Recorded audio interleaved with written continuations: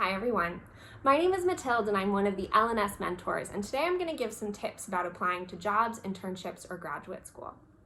Tip number 1, look up someone who has your dream job. What did they major in college? Did they get a degree beyond their undergraduate degree like a master's or a PhD? All of this information will be really valuable as you begin to craft your own career choices. Tip number 2, proofread those application materials. However many times you think you need to proofread, I recommend you proofread twice more. And lastly, remember that the things you learn in your undergraduate degree include transferable skills that will be valuable in any future opportunities, whether that's employment or future academic work. I'm really happy to be with you all today. My name is Matilde Andrews, and I'm one of the LNS Mentors through the Office of Undergraduate Advising in the College of LNS. So if you haven't heard of us, the LNS Mentors are a group of, right now there's 5 of us, so 5 current PhD students and candidates at Berkeley who are here to offer supplementary advising to students. So things like, how do I improve my study skills? Or how can I better build campus or build community on campus? How do I start to find internships? How do I think about researching and finding research positions? All of these are the types of things that you can come talk to mentors about. And at the end, I'll talk a little bit about the types of appointments you can make with us, and we'll hope to see you someday soon. So today we will be talking about mobilizing your major, internships, jobs, and graduate school. And to start off, we're going to do a little group exercise together in breakout rooms. I'm going to ask you to talk about some of the common myths or misconceptions about college majors and careers that you have encountered. And then I'll ask if you can think of times when those myths have proven to be untrue. You can do this just in your small groups and then keep them in the back of your mind as we move through. And we'll ask you to maybe share some of those myths in the chat when you get back. I think everyone's back, so let's dive back in. If you would like to, please feel free to share some of the myths and misconceptions that you discussed in the chat. Today, as I mentioned at the beginning, because we're talking about jobs, careers, internships, and graduate school, we'll really be doing a broad view of these topics. So we're going to be skimming along that surface. If there's anything that you'd like to go deeper on, we really recommend these different resources. So if you are a later stage student, maybe a 3rd or 4th year, you might consider checking in with the Career Center. The Career Center is great for students who already have a firm sense of what they would like to do, or are actually in the process of applying to some jobs or internships. And they can give you great advice on your resumes, on your cover letters, and also you can practice things like interviews with them. They have practice interviews that they offer. Alternatively, if you're one of our earlier stage students, maybe a 1st or 2nd year, you're still not really sure, the Career Counseling Library is a really excellent resource for you. The Career Counseling Library is more for students who are still navigating this question. Maybe they have a sense of some things that they like to do, but they don't have that one kind of job in mind that they know they would be interested in working on. The Career Counseling Library can help you by providing you with assessments and different reading materials that can help you kind of self-assess and figure out the type of life that you'd like to live. And that is one of the really critical things to remember as we discuss these topics today. Jobs, graduate school, internships, these aren't just about careers and your work life. It's also very much about what you want your life to look like. So for instance, I'll use myself as an example. I really don't like working after 6 p.m. So a job at an investment bank or a tech company where those hours can go really long, I might not be that happy in. Other people might really be drawn to working outside, for instance, in which case working in an office 24/7 might really get them down. So really, one of the first things to do is start tuning into yourself and your own likes and dislikes. Some other things to keep in mind while you are here at Cal are letters of recommendation. There are two primary places you should be thinking about these. One is with faculty that you've worked with, and the other is from previous jobs and internships. We'll be talking about letters of recommendation in more detail later, but I just want to flag this for you early on so you know that this is where you go. This is kind of the navigating section. And then for graduate school, the number one thing we recommend is that you actually ask around. Right? Ask people how they got to graduate school and why they decided to go. Meet with your professors. It's a great opportunity to deepen your relationships with them as well, right? And to hear about the field from their perspective. And then there are also other ways like LNS workshops or internships that you can find out this information too. Okay. On the topic of our career myths and misconceptions. Talking about jobs is one of those topics that really has a lot of misinformation dominating. And one of the primary ones is the sense that what you major in college, it equals your career. So one of the resources that the mentors like to use the most is the First Destinations survey. If you haven't encountered this, we have a little QR code right at the bottom left that you can scan with your phone to be taken directly to the most recent First Destination survey. This is a survey run by the Career Center that shows you where students from various colleges and majors across campus have ended up working. And you'll really quickly notice that very few of them have direct one-to-one matches, right? You're just as likely to see Facebook and Twitter on the list of English major intended jobs as you are on CS intended jobs. And you're just as likely to see graduate school on CS intended jobs as on English major intended jobs. So actually dealing with the raw data can be a really, really great way to dismantle some of the fears and assumptions that might be dominating the conversation right now. So if you're maybe feeling a little bit nervous, like, oh my gosh, my major, I'll never get a job, this next section is for you. Okay, we're going to quickly take a look at some alumni profiles and career pathways. This is a little bit of a quiz. I'm going to read out the name of someone and their current position, and then I'll ask you to put in the chat what major you think they studied in while they were at Cal.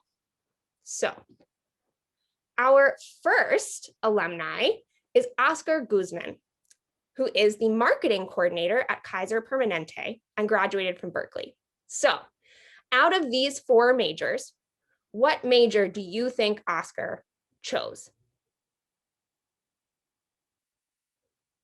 And I'll give you a second to think about it. You can keep it in your brain or in the chat.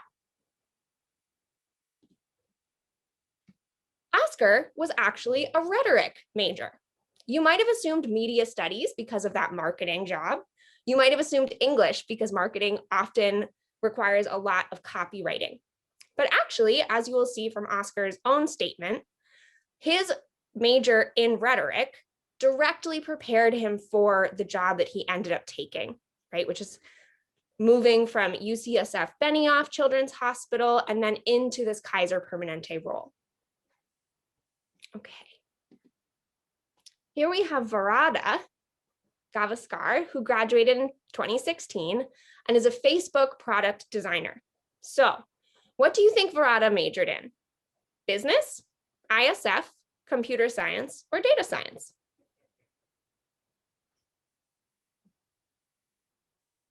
Now, personally, I probably would have guessed computer science or data science, but in fact, Varada majored in ISF. And as you can see, her senior thesis dealt with algorithms and how social media news algorithms affected public perception of the Syrian civil war and the migrant crisis. Okay, our last little tester, Coral Dickinson, is a school counselor at Dixon Unified School District and graduated from Cal in 2014. So what out of these do you think she majored in?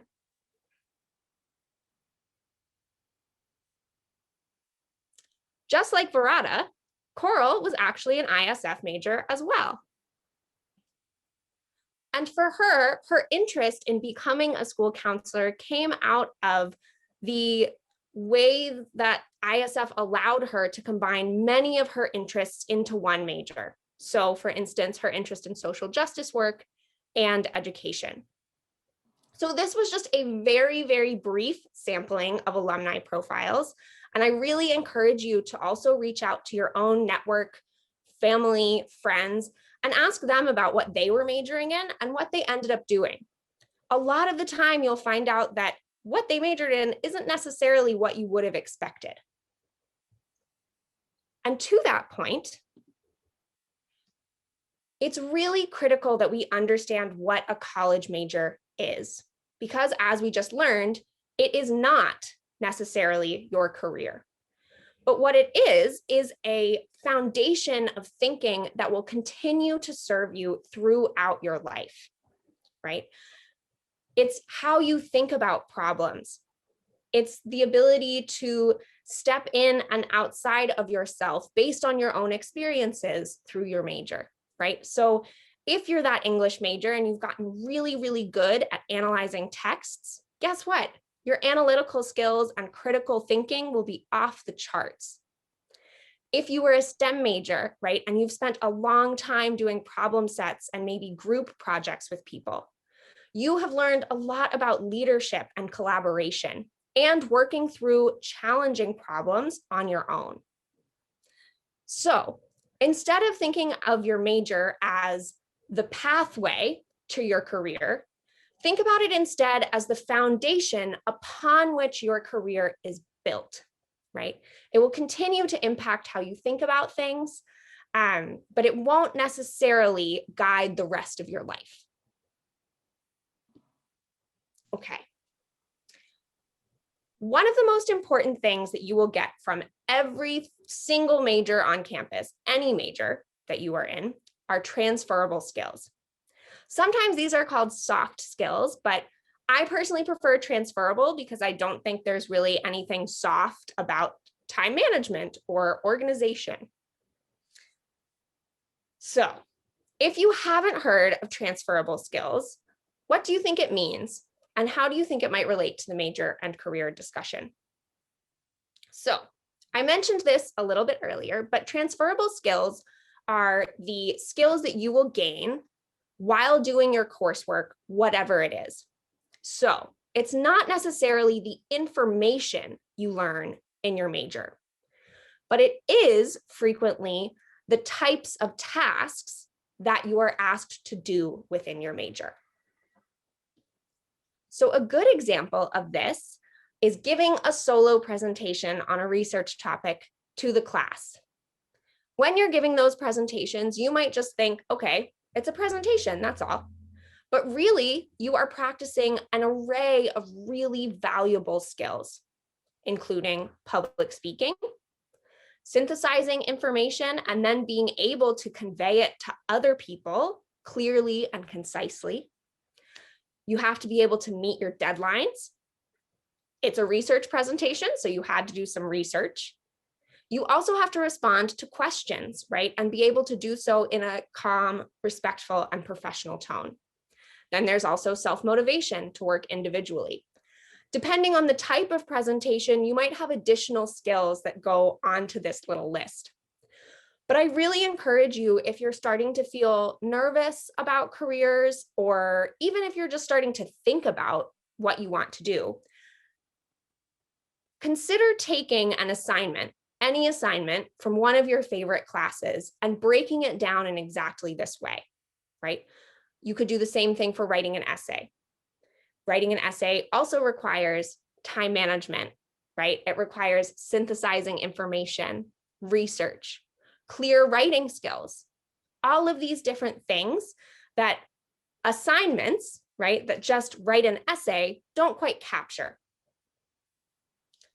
Transferable skills are some of the trickiest things for students often to work with, because it can feel like claiming something that hasn't necessarily been explicitly talked about to you, right? So in a way, it is about being able to pitch yourself to potential employers and also potential graduate schools.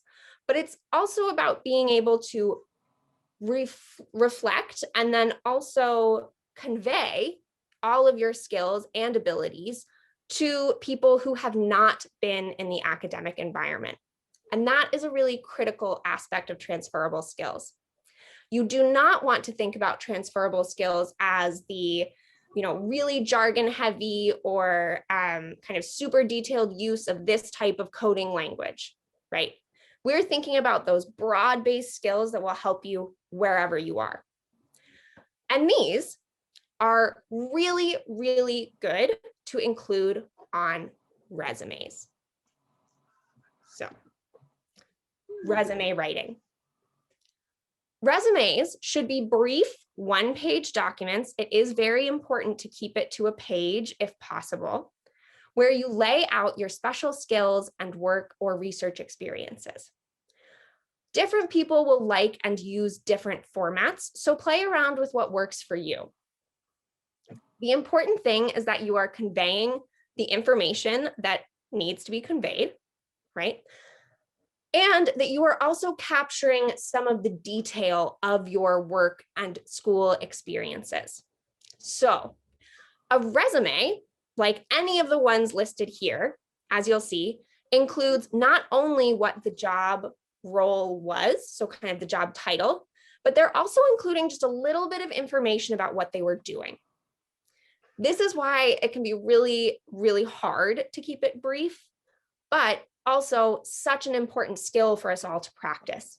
Being able to concisely, in a sentence or a bullet point or two, capture all of the many different projects that you were working on, or the broad contours of your role in a particular organization, will be incredibly useful and will help your resume stand out from the crowd. Overly wordy resumes are definitely to be avoided because they immediately signal to employers or graduate schools that you might not be, you might still have some journeying to do on your concision journey, right? Which is fine. We all need to practice these things. But when we can give our best foot forward, we definitely want to. As you can see, you can go either by the actual experience, so by the job, or chronologically, right? I typically favor chronologically, or you can do a hybrid resume as well. Quick question, Matilda, yeah. Sorry to interrupt. So 2 questions. Danny asking if it's one page front and back. And then the other question was, where can we find these templates for the ones that you just showed? Totally. These templates, I will see, I think these are actually Berkeley templates because you'll see they all have berkeley.edu email addresses. So these are on the Career Center's website. The Career Center has a lot of these resources and I really recommend looking through. Front and back, this is a great question. So yes, it can be front and back, definitely, if it's a hard copy resume. If you are able to keep your work experience to a single page, not just the front, that is often helpful. However, if you have enough experiences that you need to go onto the second page, that is totally okay. So keep in mind that the advice I'm giving right now is really generalized and will not necessarily apply to every single individual situation. And on that note, for individual situations, we really recommend that you get feedback from the Career Center on resumes or the LNS Mentors. We're happy to look over resumes and give advice for improvement, or even friends and family in your network, right? The more eyes you can get on a resume, the better you'll be able to craft it. As well, please be thoughtful about formatting, right? So if you have a resume that is perhaps like the hybrid resume that we were looking at, where it's a mix of chronological and of the roles that you were serving in, you want to be really careful that the dates are very legible, right? So whenever you are kind of using perhaps a different resume approach, right, whatever that may be, however it's different, if it's chronological, make sure that you are definitely emphasizing the project or the position titles, for instance. If it is the hybrid one, make sure that you have that date range, like I was just saying. If it's only, if it's by the position and role, right, definitely, again, make sure you have those dates and make sure you have those bullet points. So just put some thought into your formatting and think about what would best suit the job that you are applying for, right? On that note, you should also be tailoring the information in your resume to each job that you are applying to. So, for example, let's say you are applying both to a marketing coordinator position and also to an HR position, right? For the marketing coordinator position, in your work study job, under the little work study job blurb, you might want to emphasize the number of flyers that you made, right? Or the types of graphic design that you participated in, or the bits of writing that you did to advertise the service on campus that you were working for, right? If you're applying to that HR job, however, you might want to focus more on your interpersonal skills, right? Your ability to manage challenging conversations, right? How you have resolved conflicts in the workplace if you've experienced them, or how you see kind of interpersonal and team dynamics playing a role in the success of a job, right? So think of your resume as a really malleable document that you will continue to work every single time you're sending it out. This does not mean you have to build it from the ground up, again, every single time. It just means to be a little bit thoughtful about what you choose to include when you're sending it to a job. On that note, definitely double check your contact information. Make sure your current phone and address are listed. You will often encounter horror stories of people who accidentally included an old address and a job notification went there, or they included an email that they don't actually check, and it turned out that they were getting interview requests, but they didn't even know it. These are things that can be really easy to slip through the cracks, especially when you are working with your resume so much, right? You'll be so focused on tailoring the actual position specifications that you might forget to look at that header, right? But remember that the header is one of the most important parts of the document because it's the part that says your name and your phone number and your email address. So if you want to get hired, you really want to make sure that those are correct. And also please do proofread. Make sure there are no glaring typos, right? Make sure there are no words that you accidentally left in or to fill out laters. I sometimes do that when I'm working on something. So every time before you're sending out a resume, make sure you dedicate 20 to 30 minutes just to do a final check through. Quick question from the chat. So if we're currently in jobs, how do you recommend logging our work? So keeping track of what you're doing so that we can have good numbers for our resumes in the future. That is an excellent question. And this was something I also encountered. I worked through college, I worked through high school, so I was constantly employed from the age of 12 onwards. The answer for me was that I didn't track it while I was in jobs because it would have been too much for me. If you have that capacity in your job, it might be really useful to have a document that you keep on your computer or in your Google Drive where you just note down major projects, or even a notebook that you know you can hold on to and won't lose track of. But alternatively, because a resume is not the place where you speak in detail about work experiences, it's also okay if you don't have capacity to do those things, right?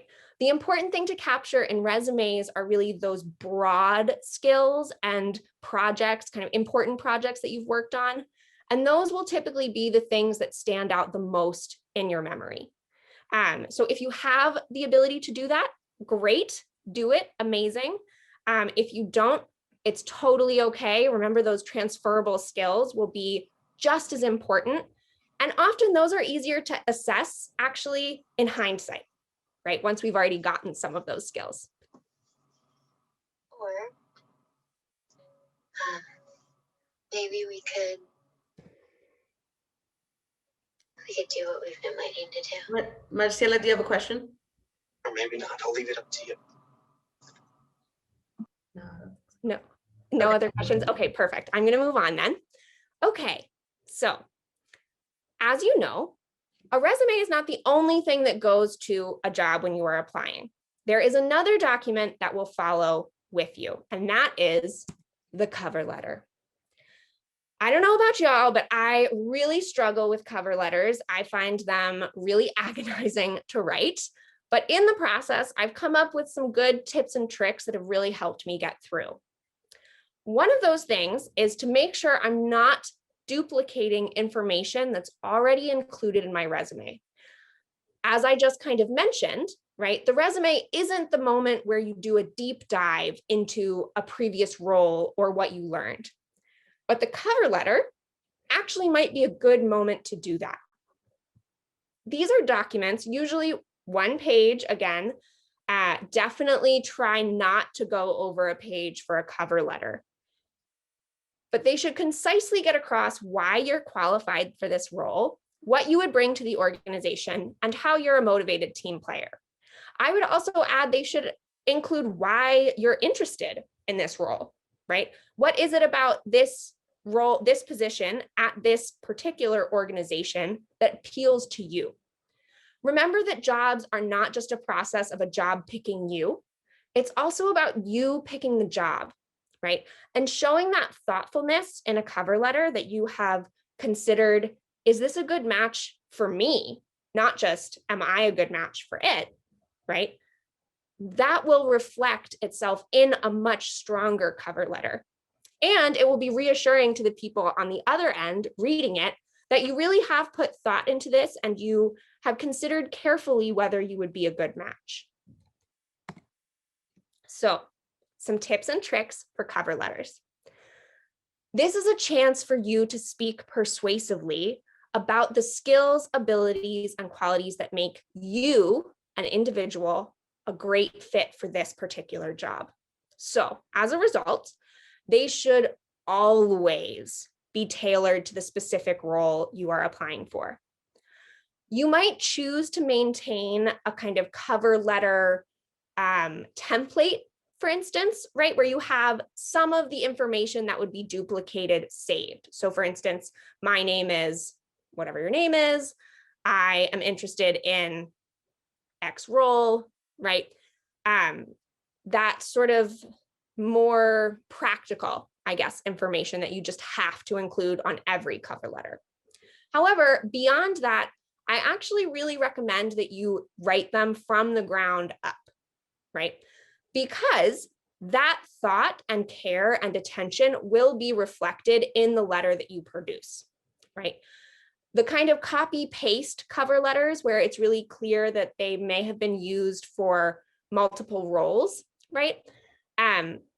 They don't fully use the medium of cover letters to their advantage, right? Because the real best part about cover letters is their specificity, right? Being as specific and precise and concrete about your experiences and your skills and how these things would contribute to this role will create the best letter possible. And finally, keep it professional, right? But also don't be afraid to touch on things that are important to you and are relevant to the role, right?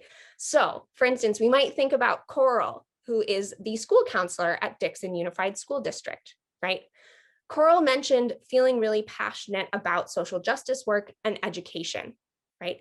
Being able to speak to those passions in her cover letter makes her into a more well-rounded candidate for that job, right? It creates and establishes that human connection that can be really challenging when we're just, a resume and a cover letter in a pile. So remember that while you don't need to share your whole life story, right? You don't need to share anything that you don't feel comfortable sharing. It is okay to also speak to the things that make you you and the things that you are committed to in your life. Okay, so from here, we're going to move on to grad school. So are there any kind of final questions about cover letters or resumes? We'll have time at the end for questions too, but if anyone has anything, happy to do it now.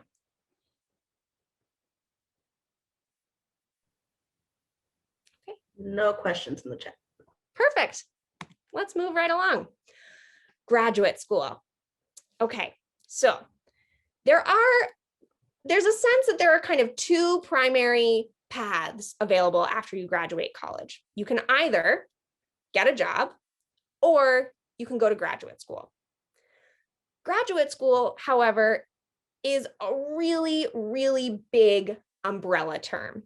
So the most important thing to remember here is that graduate courses are all different, and different types of graduate degrees are also all completely different.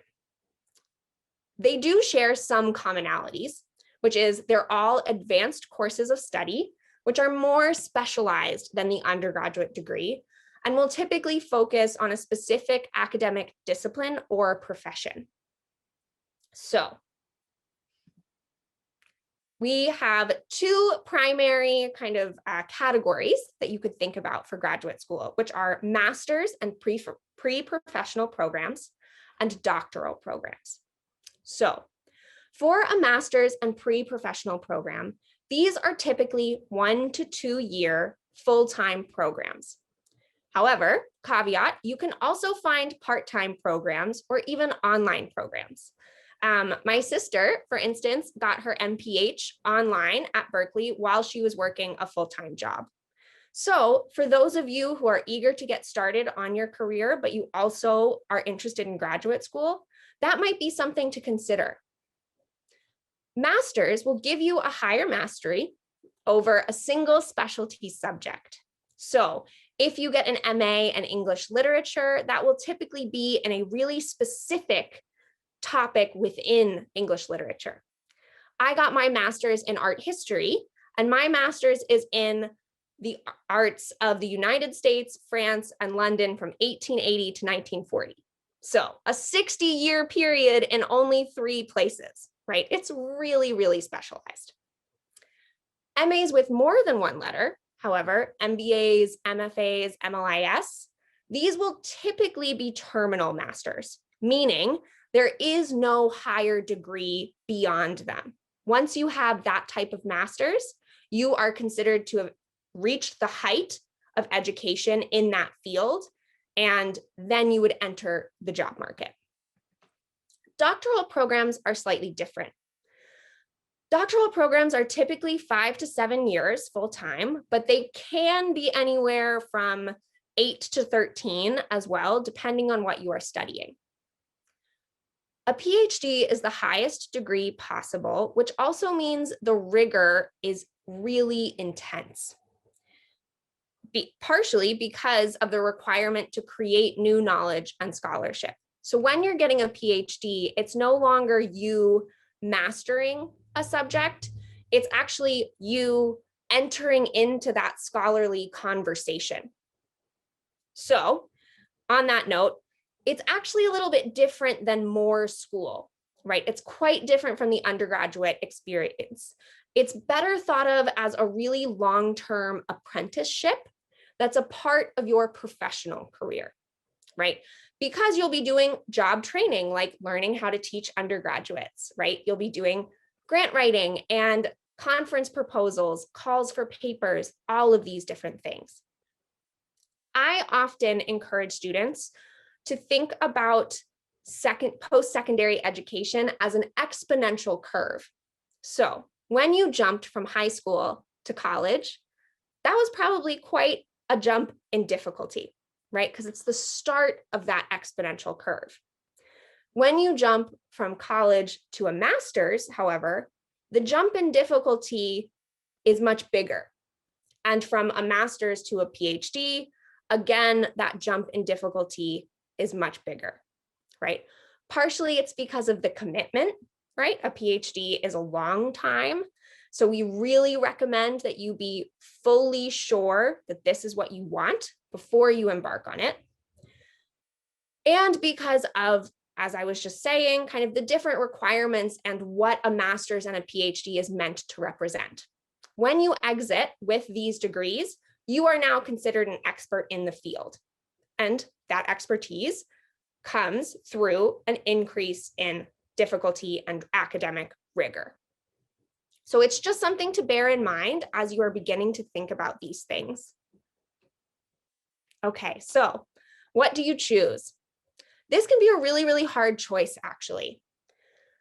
And the answer is, there is no one size fits all. It really does depend on you and your specific career goals. So maybe the career that you are interested in requires more advanced degrees. For me, I was interested in being a professor. You cannot be a professor without a PhD. So I was going to have to go get my PhD. Other professional jobs might require a master's degree. So for instance, working in an office of public health, you might need to have that MPH to be qualified for those roles. If you are unsure about which to choose, or you're still just debating, we really recommend either working for a bit first or going for a master's before you choose to dive into a PhD.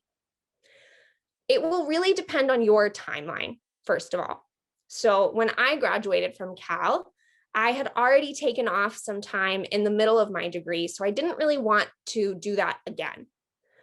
But I still wasn't quite sure if I wanted to do a PhD at all. So I decided to do a 1-year master's, only 9 months, in the UK, and use that as kind of my test year to see if I really was interested in continuing. For me, I figured out really quickly that actually all of the things I loved about undergraduate were even more present in the master's program, and I was really excited about doing a PhD. For other students, right, some of my friends, for instance, who had been in school from kindergarten kind of through college graduation and then maybe into their master's, that extra schooling actually taught them that they wanted a bit of a break, right? They felt like they needed a change of pace. They wanted to step outside, experience the world a little bit before they made such a major decision. So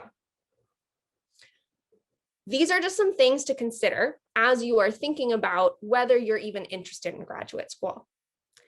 And one of the best ways to figure out if you need to go to graduate school is to actually look into people who have the jobs that you are interested in. So I don't know if you all watched You, but it was very creepy. This is a good moment for everyone to maybe jot down a job that you think you would be interested in, job title, right? Or even just a company that you think you might want to work in, a sector. Maybe you're really interested in green energy, for instance. After this presentation, take a little bit of time and do some Googling, right? See what types of degrees people in that field have. Does every single person who you encounter have a master's? If so, that's a really good indication that you will need a master's to enter into that field. If every single person has a PhD, again, that will indicate that you probably need a PhD. On the other hand, you may encounter a situation where some people have masters, some people have PhDs, and some people just have their bachelor's degree, right? And that will tell you that what that industry values most is experience. So, timeline to graduate school, the application. We're going to talk primarily about kind of the timeline of applying to graduate school right now, because this is one of the things to be most aware of if you are starting to think about graduate school in your future. Graduate school applications do follow a similar timeline to undergraduate programs, but some programs, particularly if they're accelerated programs, for instance, may have an earlier start time and therefore a different application deadline. So when you are starting to think about graduate programs, it can be very smart to immediately enter into a document or your Google Calendar or an Excel spreadsheet, even what the program is, what school, where the school is, and then when the application deadline is. Testing. The tests that will be required for a master's or a PhD will vary based on the industry and the field. However, most will require the GRE. The GRE is a lot like the SAT or the ACT, but it is a lot less relevant, actually. You can take the GRE any time of year. So even you could take it in November, for instance, if you were applying in a few years. Or you could take it in May, right after you graduate. You're not even sure if you want to go to graduate school, but you just want to get the test over with just in case. The important thing to remember is that the GRE scores will last for 5 years. So even if you just think you might be interested in going to graduate school, I actually really recommend you consider taking those GRE tests very quickly after you graduate from college. So maybe in that summer, right afterwards, or in the fall, just because the information and the learning will be a little bit more fresh, right? And it will be really lame things like calculating math. I did so badly on my math portion, and reading problems about sheep and comprehension, and then writing, right? So honestly, it does not really correspond to anything real. And that is a major reason why many schools now are starting to get rid of the GRE. However, because we're still in that transition period where some schools are using it, some schools aren't, we just recommend that you take care of it so you don't have to worry about it. And on that note, just very quickly, remember that your GRE scores will only be relevant for the field and discipline that you are applying for, right? So I could easily bomb, and did, my GRE math portion, but because my reading and writing scores were more in the range that art history programs were looking for, I was totally okay, right? They recognized that my abilities or lack thereof to do calculus really had no bearing on me as an art historian. Okay. Timeline to graduate school, still. Letters of recommendation. Letters of recommendation really must be asked for at least 2 months in advance from your recommenders. If you can ask earlier than that, you may wish to. So for instance, if you're applying in November, you might wish to reach out to recommenders, potential recommenders in August, right? You can ask a recommender with 1 month's notice, but 2 months is really best practice here because faculty will often be writing many, many letters of recommendation. And with that in mind, please do not be turned off if a faculty member says that they're unable to write a letter of recommendation for you. That happened to me. One of my recommenders, I had a great relationship with, and she was like, I'm so sorry, I have these other letters of recommendation. I'm really not able to write another one for this application round. And that was totally okay. Because I'd asked well enough in advance, I was able to then pivot to a different recommender.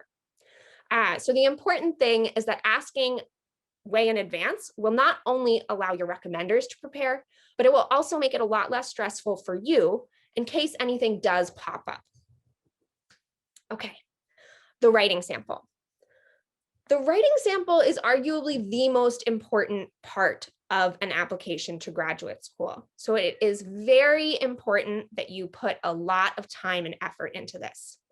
This will not be one of those papers that can be written in a night. Typically, we advise undergraduates to use their best piece of writing from undergraduate for their application. So the essay or lab report or whatever it is that you are the most proud of. We also recommend that you ask your favorite and nicest GSI, or even a professor who you are close to, just to read it and give you some feedback, right? This can help you make revisions that will enable you to, again, put that best foot forward and show the professionalism of your writing as well. And then finally, industry standards. This is perhaps the most critical part of the timeline to graduate school.